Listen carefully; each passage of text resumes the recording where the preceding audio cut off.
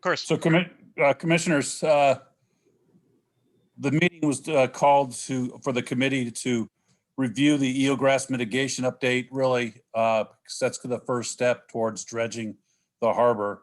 A lot of work has been done in the last 6 months towards that plan, and I wanted to make sure that the dredge committee was up to date on where we were with that plan and what the future looks like in timelines. So we asked Brad to put this together, and he did.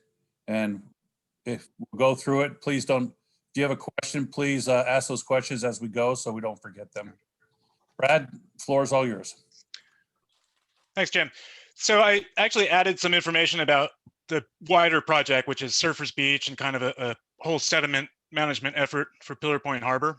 And I can kind of skip through certain ones quickly and focus on others. Just let me know as I'm going along. But do have a few updates for you guys that nobody has seen. And without getting into the whole background, just give you the quick version. So the Surfers Beach project has come about because when they built the outer breakwaters of the Pillar Point Harbor back in 59 through 61, immediately after they realized that there's an increase in erosion rate on Surfers Beach, which is just on the other side of that east breakwater. And this is a picture from a few months ago showing during a negative low tide, minus tide. And you can see usually the water goes all the way up to Highway 1. So in order to protect Highway 1, Caltrans has built this revetment and has kept on extending it over the years. Army Corps did a study in collaboration with the Harbor District beginning maybe 10 years ago to determine whether there was an effect from the harbor that's causing that erosion. And they determined that, yes, it's altering the wave climate and sediment transport patterns in such a way that it's causing sand to accumulate inside the harbor and causing erosion to occur outside the harbor at about 7 times the rate it does in a beach, similar beach a couple miles down the shore. So there's certainly an effect, and it's been a issue that the public has been concerned about for years, and kind of pushing the Harbor District and others to take some action to get some of that sand from inside the harbor and place it outside of the harbor on Surfers Beach, which is a very popular beach for surfers of all levels, including beginners. So here's inside the harbor. This is showing the other issue, shoaling. So this is all new sand that has built up since 1961 when they built that outer breakwater. And you can see this is that same low tide. You know, the boats are having a hard time anchoring in certain locations. Obviously, the Harbor District has a mandate to provide safe anchoring and navigation.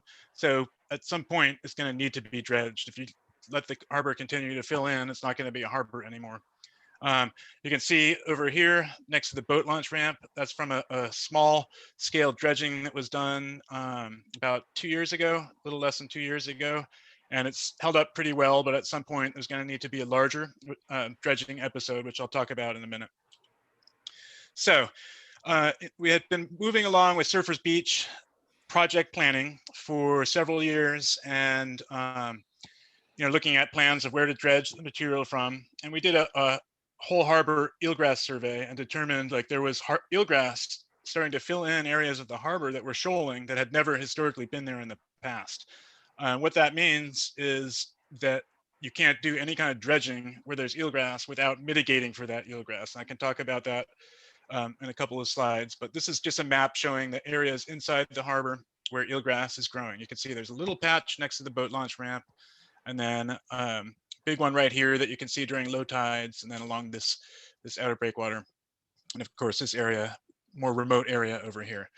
So at that point, we knew that we're going to have to do an alternative approach. The engineers looked at if there's any way of conducting the Surfers Beach pilot project without impacting the eelgrass or minimally impacting it.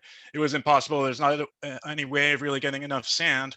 So we kind of made the determination that if we're going to do Surfers Beach project, if you're going to do any future dredging at the boat launch ramps, which is an obvious must, and then any other dredging that occurs in that eastern basin of the harbor along the outer breakwater, in the future would require some sort of eelgrass mitigation to be allowed to do that. If we don't do that soon, the eelgrass will likely continue to grow and creep in there and grow until the point where it becomes impossible to mitigate for within the harbor. So we hired a company to do eelgrass management and mitigation plan, which I can talk about. But in order to do that plan, the first thing we needed was information on the bathymetry of the harbor, where the eelgrass is growing, at what depth right now in the harbor, to be able to kind of figure out areas where we can move that eelgrass and create new eelgrass habitat. So as part of that effort, we hired out the first harbor-wide bathymetry, with the exception of the boat basin in the middle, inside the inner breakwaters, since 2005. And here's the real quick version of the results. But the engineers from ESA were able to do an analysis and look at the difference where the shoaling and erosion has occurred since 2005 within the harbor. So you can see the blue areas are shoaling and the red areas are scouring, where this is getting deeper. And the take-home messages for that were, along both breakwaters, as we knew, there's been a significant amount of shoaling, about 10 feet vertically, and that kind of shifts out into the harbor year after year. So that kind of platform is just going farther and farther out and filling in with eelgrass. At the harbor entrance, I think this is a good thing, that there's been erosion and deepening in the order of 10 or 8 to 10 feet. And then this East Breakwater shoal, we had to do a calculation, rough calculation for one of the agencies, because they wanted to be seen that there's an actual need to have to dredge the harbor. And we determined that about 6,000 cubic yards per year, and between 1999 and 2006, I can't see that blocked, I think 95, and 2006, about 9,000 cubic yards per year. So, it's just keeping on accumulating. This is clean sand that would have ended up on the littoral system on the beaches down coast, but it's been trapped inside the harbor. Okay. This is another one showing some sections. You can see this line here, this is in the East Breakwater. So here's the breakwater over here. You're looking at a section, sideways.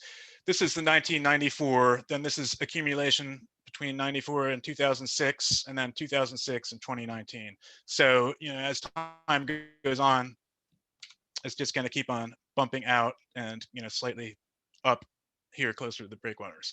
This is at the West Breakwater on the other side. You can see a similar but less pronounced accretion there. And then these are just a couple pictures. This is the East Basin during low tide. You saw that picture before with the boat. And this is the West Basin where the eelgrass is growing. That dark spot out there is actually the eelgrass beds that you saw in that image a few slides ago.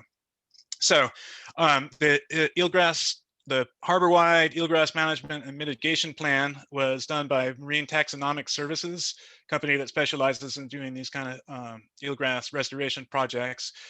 They provided a strategy for the district to kind of establish and expand eelgrass beds in areas in the West Basin of the harbor where there's fewer impacts from human use. You don't have anchoring needs there, vessel navigation. You don't have a lot of people going out there and doing clamming activities that kind of damage the beds. And no dredging is going to be required there. So here's the rough concept that they provided to us, which is basically the blue area is going to be cut or dredged, and the brown area is going to be deepened, and then the eelgrass in the center is going to be left untouched. So what you'll have is a really big 29,000 square meter for their plan here, eelgrass platform at a kind of consistent depth, which is at the same level that we found that it grows in other locations in the harbor.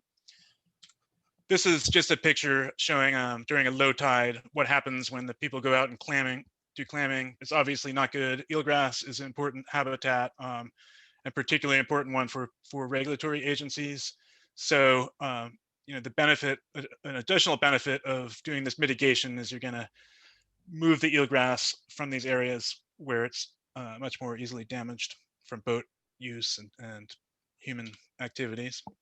So ESA is under contract to do the engineering and design for both the Surfers Beach project and this eelgrass mitigation project, which is required for it. And it's kind of an overall all-encompassing project that includes both of them.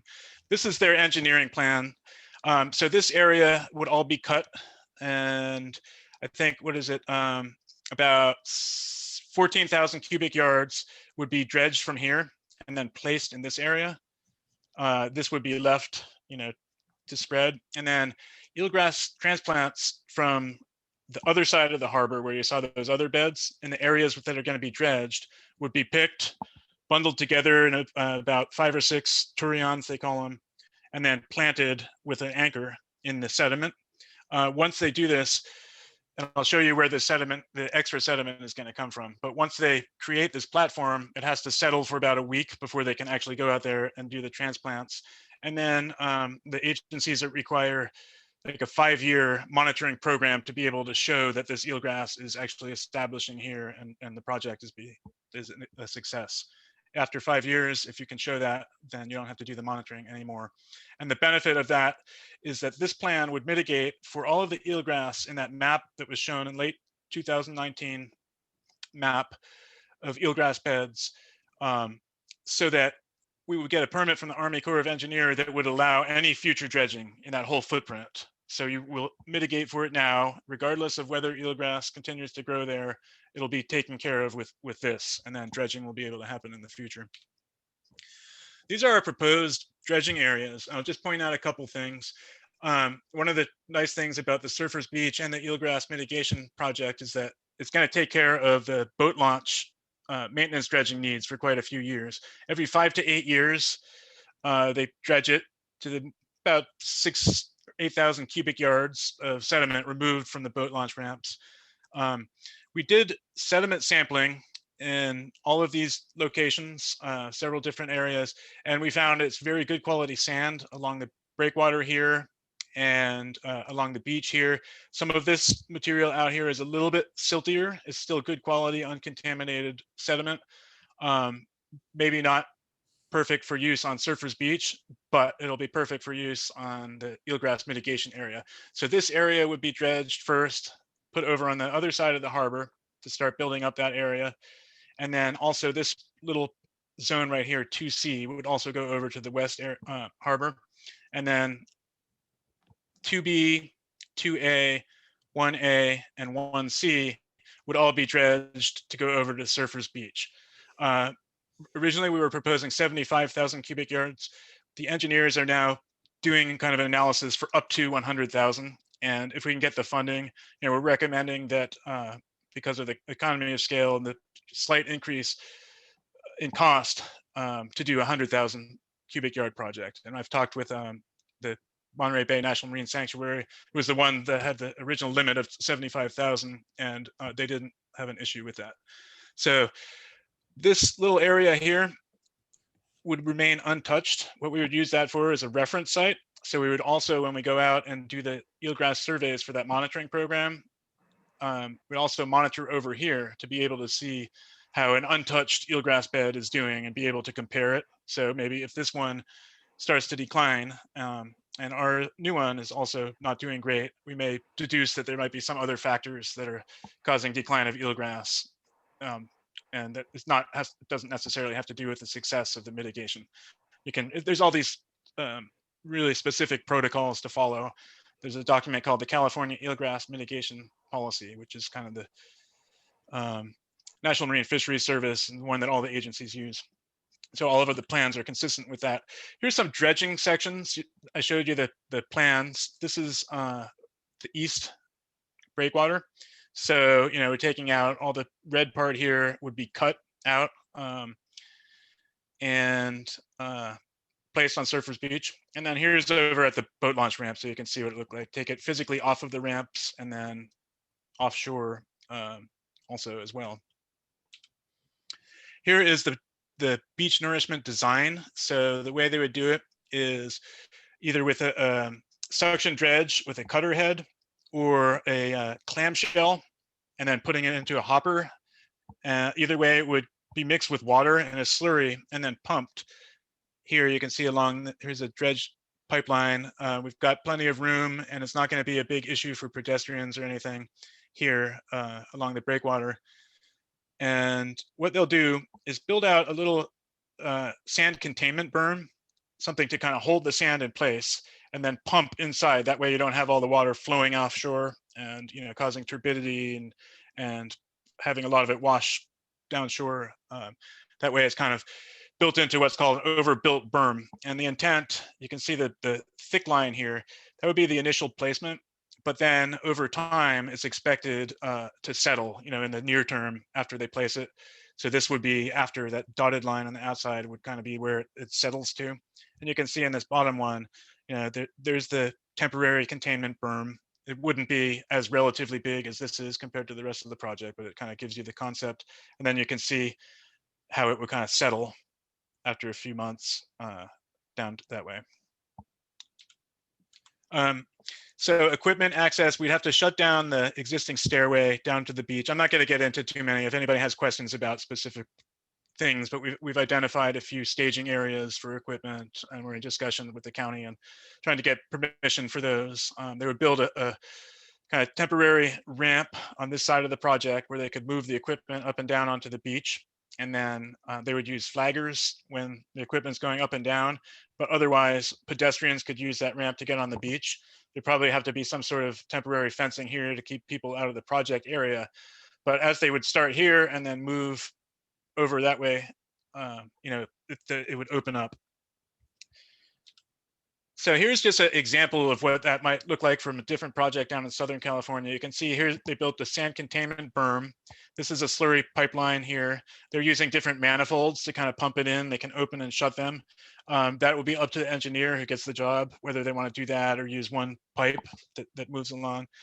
But you can see kind of the slurry collects in here. You don't have any overwash here, nothing washing out. The agencies are really concerned about turbidity and other impacts. So this is kind of the best way to keep everything in place and do the project efficiently and with minimal impacts.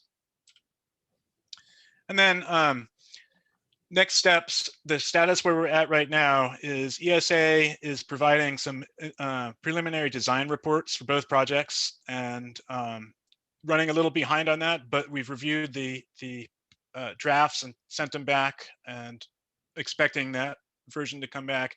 And then they just provided revised version of 30%, which is permitting level engineering plans, which were, I showed you the photos or the screenshots of some of those, but there's really quite a bit more detail of all the different elements of the project. One set is for Eelgrass, one set is for the Surfers Beach. I think they're going to make a few updates to those, but those will be available very soon, and I can share them now if you send me an email. But I think before we distribute them where the public can see it, it would be best to just make sure that they've got everything updated. So once we have those engineering design reports and plans, which is literally within the next couple of weeks, and we review them with Jim and John, go through all those details, then the permit applications are ready to submit. And the permit applications, the 4 agencies, Monterey Bay National Marine Sanctuary, which is being done by Greater Farallones Sanctuary, who manages this part of the coast of the Monterey Sanctuary, Army Corps of Engineers, Regional Water Quality Control Board, and Coastal Commission, with the county kind of issuing some minor permits and deferring to the Coastal Commission to issue the main CDP. So all the permit applications are ready to go, with the exception of a few minor details in the engineering design reports. And then the CEQA process, there is a draft initial study and mitigated negative declaration that I'm working on, which is, I'd say 95% complete. There's just some missing information for some of the biological analyses. So those are nearly submitted, but that can be completed after the permit applications are submitted. We're looking at ideally doing the project beginning in spring, maybe around April. That's the beginning of the eelgrass growing season. That'll be the smallest extent of the eelgrass beds. And it also will give them the longest amount of time to be able to establish during the season, which runs until, I think, October 1st, Northern California. So they would get in there initially, do the dredging for that eelgrass mitigation area, let it settle, do the transplants, and then kind of ideally it would be done under one contract. So you have one dredging company doing all the work. So you don't have two different mobilizations, one for eelgrass and then one for Surfers Beach. But it could take several months for the whole project, maybe up to 5 or 6 months. The idea is to get it started in the spring through early summer, so you have the most benefit before the storms hit. And that's kind of, that's a lot of information. I'm sure there's probably questions, and maybe I skipped over some stuff that I should have provided. So maybe I'll just open it up at this point.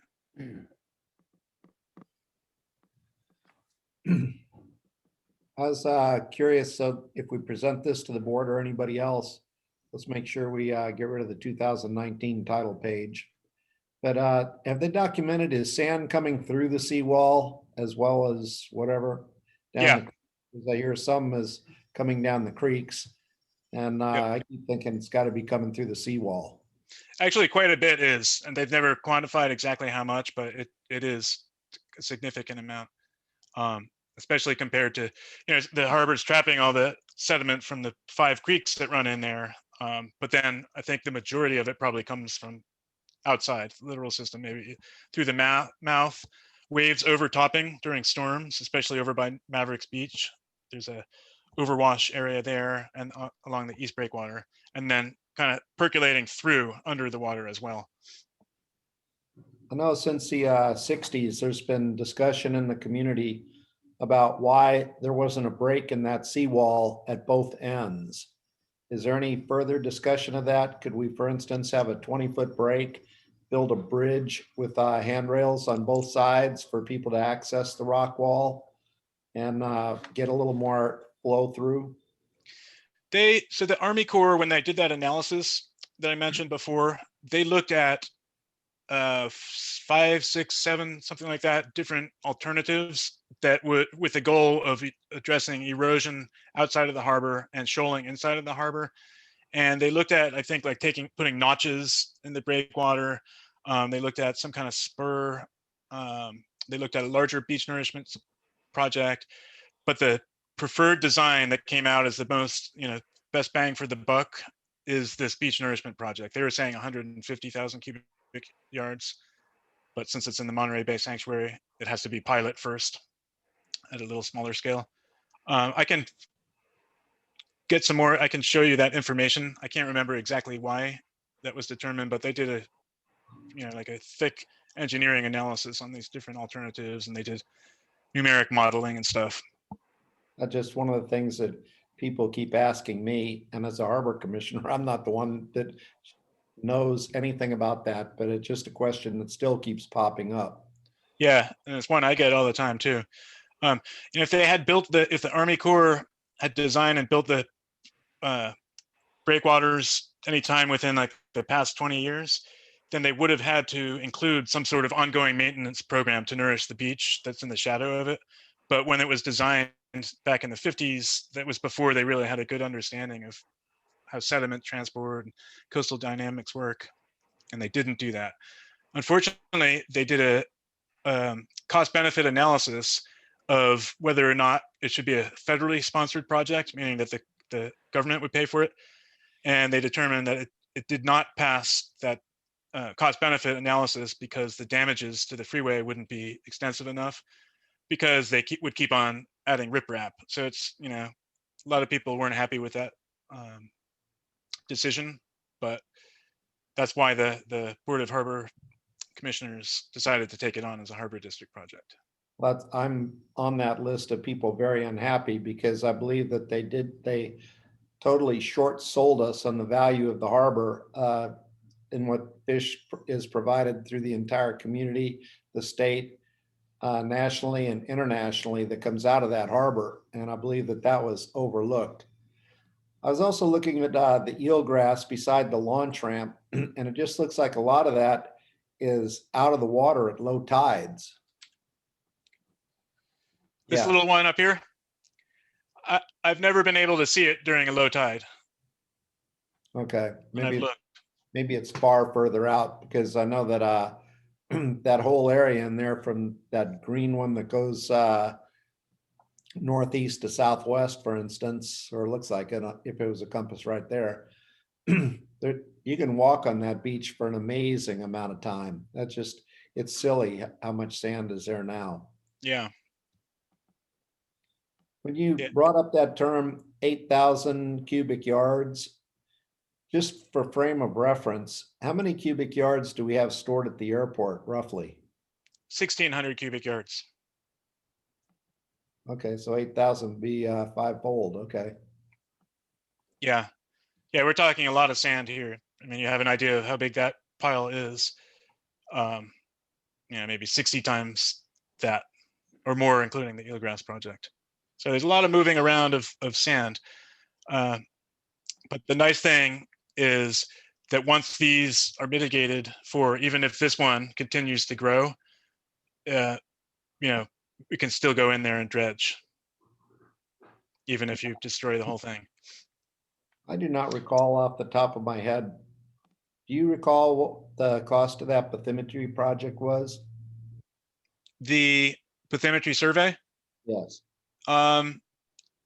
So somewhere around 12,000, I think. I may be going. No, it was under 15,000. I think it was closer to. It was between 8 and 12,000. Yeah, something like that. And then the eelgrass, I can find that for you Okay. quickly. The eelgrass survey was another few thousand too. They used different equipment, so they had to do two different surveys. I'm just being a little bit selfish, but trying to look down the road, not related to this project, but getting a bathymetry survey of our inner harbor and dealing with all the silting, shallowing, mudding, and that if we're going to replace docks and do a lot of different things, at some point we're going to run out of ground there. If we put in the new docks adjacent to the launch ramp, there's going to be a lot of dredging in there. And I'd hate to miss an opportunity to clean up some of the areas that are shallowing up on us on the inner harbor. That's the reason I brought up the cost of, I'm curious what the bathymetry study cost, just for John and Jim's reference. Yeah, Tom, I discussed with Brad and the team, going ahead and why we were doing this bathymetry to go ahead and do the inner harbor as well. And I don't really recall right off, Brad, what the reasoning was. We didn't. I think it was because we knew we were going to have to redo it anyway when we were doing the HDOC project. That wouldn't be for a few years. Yeah. Yeah, I can't recall either. There was a reason why we didn't do it. Yeah, we ended up carving it. We had it in the original scope, and then we had to carve it out. It was just not. There was good sound reasoning behind it, Tom, and I'm sorry I can't tell you specifically what it was, but obviously there wasn't one thing I know wasn't. It was kind of a stretch to try to include a bathymetrical survey inside the inner harbor when it really didn't have anything to do with these projects. All right. So it was just a stretch. It wasn't, I was thinking the same thing that, hey, it's, while we got them out there, let's go ahead and do the whole thing. The inner harbor as well. But I got shot down is what it boils down to. It might have had to do with the equipment that they were using.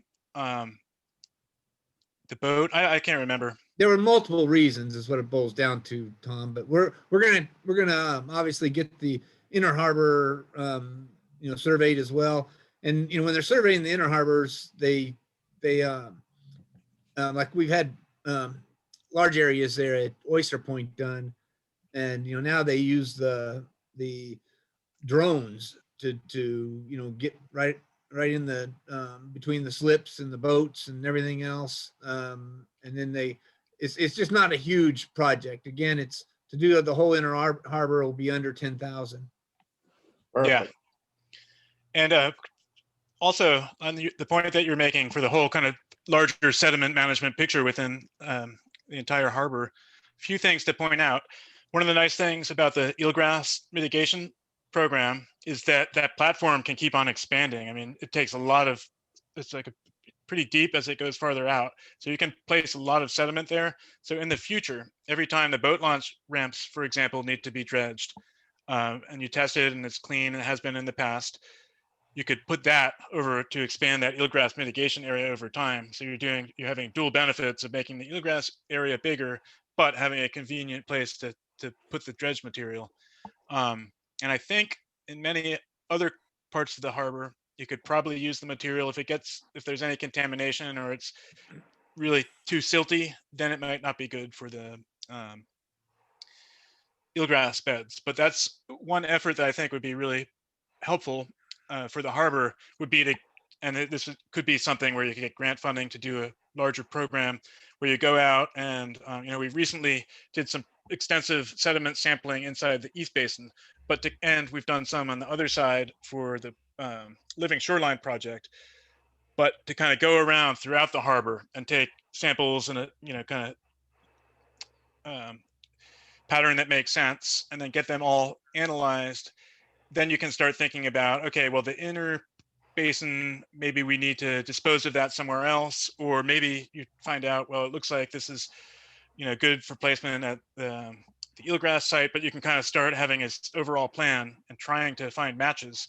When you do that sampling, you would also go around and take sampling of all the beaches so that if you have a good sand from one, you know that, okay, we can place this over on the West Trail Living Shoreline.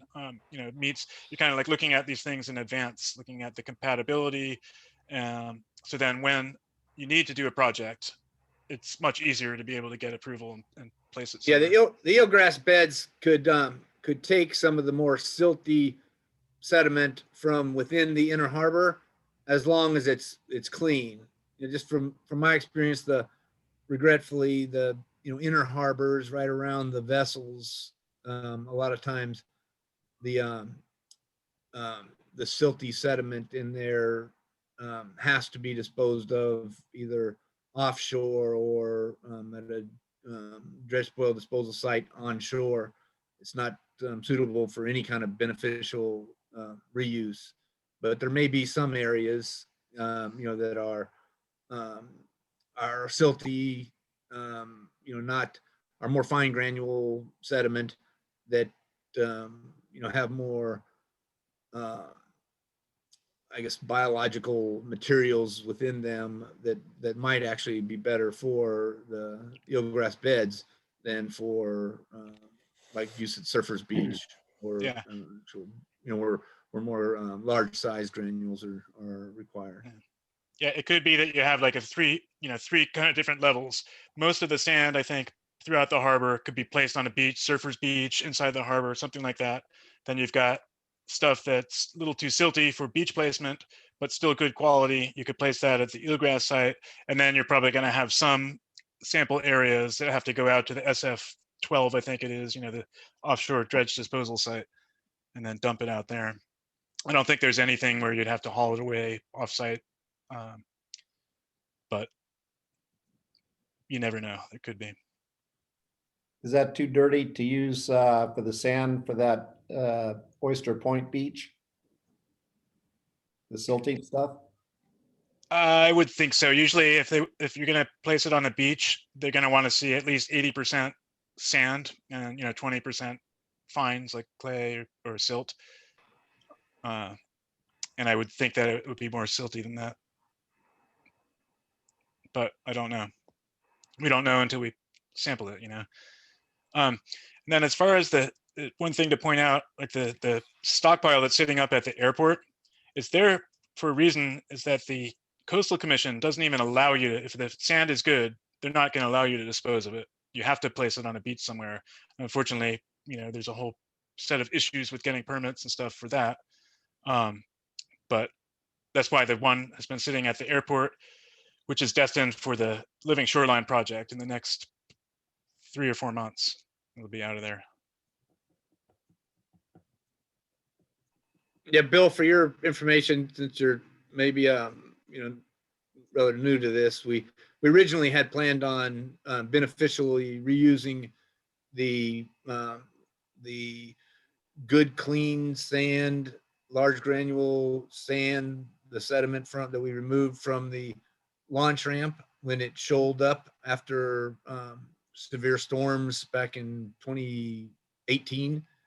We were able to get FEMA grant assistance, to remove that sand, and they also are reimbursing us for its storage at the airport, and then they will be reimbursing us for moving it to the donor site, or the site where we're going to end up using it, which was originally planned for Surfers Beach.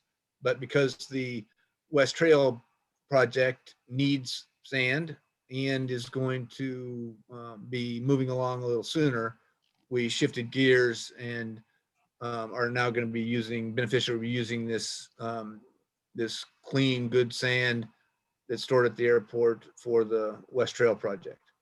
Yeah. Very And- good. Thanks for the update. Yeah, and if I had a point I was going to make. Gosh, I lost it. Well, Oh. I had a question, I guess, is, do we have kind of a ballpark estimate about what this project's going to cost? That's going to be part of the report that the engineers are doing. But Okay. they're saying right now, with a pretty big contingency and a conservative figure, I think they were saying like 2.4 million for Surfers Beach, and then 1 point something for, like a high 1 point something for Eelgrass. That's assuming it's done separate under separate mobilizations. You can get it quite a bit cheaper if the same company does it. But it's several millions of dollars. Mhm. Okay. And I did remember what I was going to say. So under that scenario I was talking about, where you figure out where the sand can go within the harbor, and you can even get it permitted in advance. Of course, they're going to require some testing and stuff when it happens. But then in the future, when Deer Creek gets flushed out again during a huge winter storm and then suddenly accumulates on the launch ramps, it becomes much easier to put out a contract, bid, and then have a company come in and then place it somewhere within the harbor, rather than have to deal with this whole thing of, do we have to stockpile it, or where are we going to put it? Brad, you've just let the general manager and our committee be aware of the fact that that it is being recommended that we consider moving from 75,000 cubic yards for the pilot project to 100,000 cubic yards. You make sure that we're also getting engineers' estimates, for both, Yeah. so that they can take the economy of scale, into consideration. Obviously, if it's 2 million to do the 75,000 cubic yards, but it's only 2.5 million to to do or 2.25 million to do the 25,000 cubic yards more, for the 100,000 cubic yards, it would only make sense to do so, if at all Yeah. possible. They are doing that, and we should have that real soon. And Bill, I was going to mention, there's a whole lot of other background to this story, and things that have happened in the past, and I kind of skimmed over a lot of it just because I've given a lot of presentations over the years on this. But if you want to ever have a briefing, I can run you through the whole, give you the long version of the story. Okay, thanks. Yeah.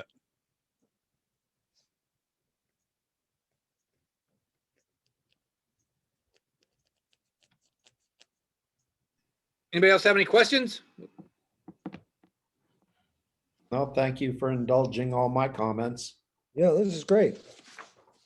Now, Brad, we really appreciate you putting together this presentation and always being available for us.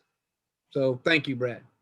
You're welcome. And I was also, I failed to mention, but I think it's about time, and maybe I did mention it, But Yeah, to give bring this the whole board. presentation to the, yeah, okay. So I can. Are we still coordinate. waiting on some more information you'd like to gather from Issa before doing that? Yeah, yeah, Okay, so maybe the June meeting. okay. It'll be an online meeting? As far as we know at present. Yeah, Okay, as of right now, it'll be online. For this presentation and the committee report, we can just include a copy of this slideshow with a cover letter or cover report, and then indicating in there that a full brief will be provided into the board either in June or July. sounds good. The reason I asked, I'm gonna be in Hawaii for the June one, but I'm assuming we can do it over Zoom and it's not gonna make a difference.